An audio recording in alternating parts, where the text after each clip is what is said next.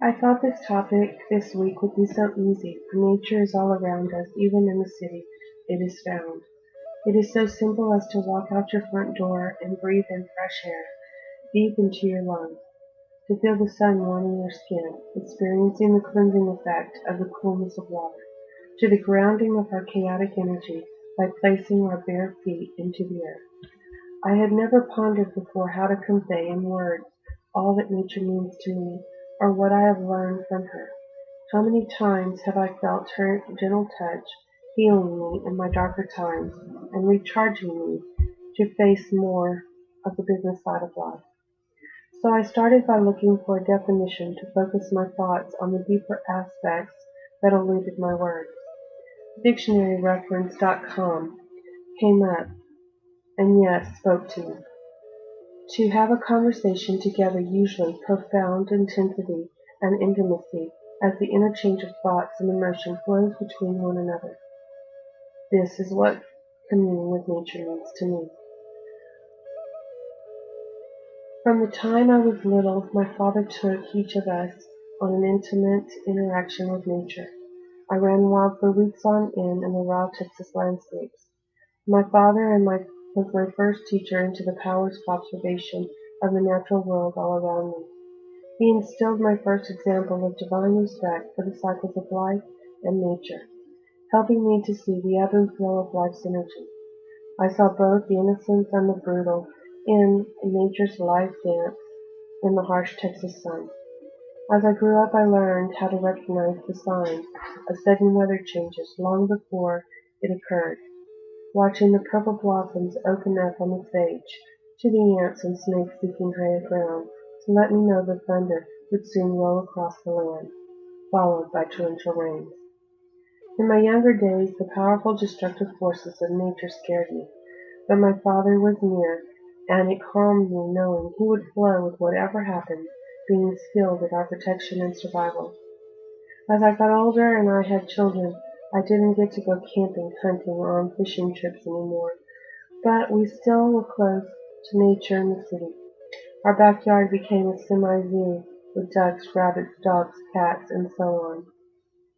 I learned to be a great gardener as well.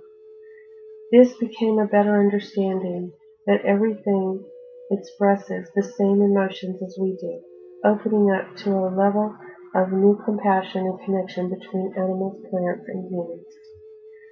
Going deeper and truly seeing the healing and changing interactions left on the life of the other, watching with great sadness in the withering of plants in the winter, to the end of days of our beloved pets. But what was even more scarring was seeing the pain reflected in my children's eyes on how the loss had affected them. Nature teaching empathy and compassion to us all. Finally arriving to my crone years, I have rode the tide of city life and busy work to take me far away from all the wonders I've experienced in nature's grandeur. I have come to accept nature's wisdom, even in the throes of the most destructive forces, seeing greater good coming out of it. This has helped me come to terms and be as even keeled in the chaos of nature's fury as on a beautiful spring day.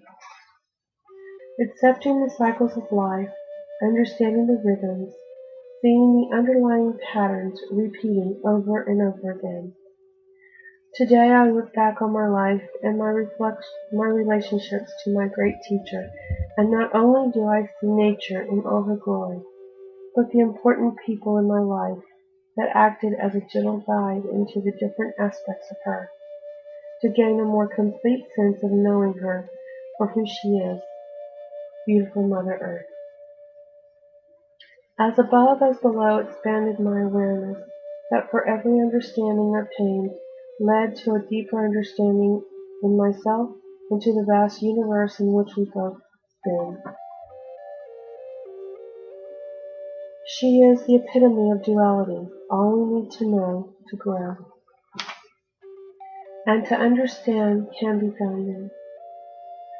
First is to drink in the pleasures of just being in nature, playing and enjoying, but for me it was even when I found the solitude internal as well as external, went inward inside myself and tapped to the heart of her, that my whole body started to vibrate to her rhythm. To sit beside the ocean waves or a powerful flowing river are the best places to first tap into this energy, because the force is so great you cannot miss it.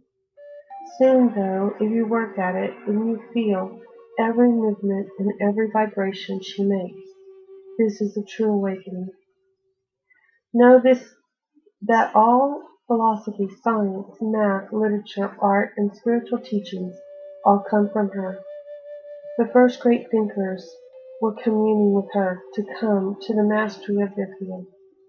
All the first spiritual teachers and shamans also started this way, long before the academic field emerged from her. Our first medicines came from her, but only after someone observed the connection to our healing. Nature is all this to me, and more. Now as a grandmother and a crone, it is my turn to help instill in my grandchildren the same love for her I have and the power of observation. Nature, some say, is doomed. They mourn at her destruction, but I have observed that she is so resilient that she has always come back to balance. I come from the 60s and 70s, where the schools and TV taught that we were all to die by nuclear war because of angry old men fighting for what was never theirs.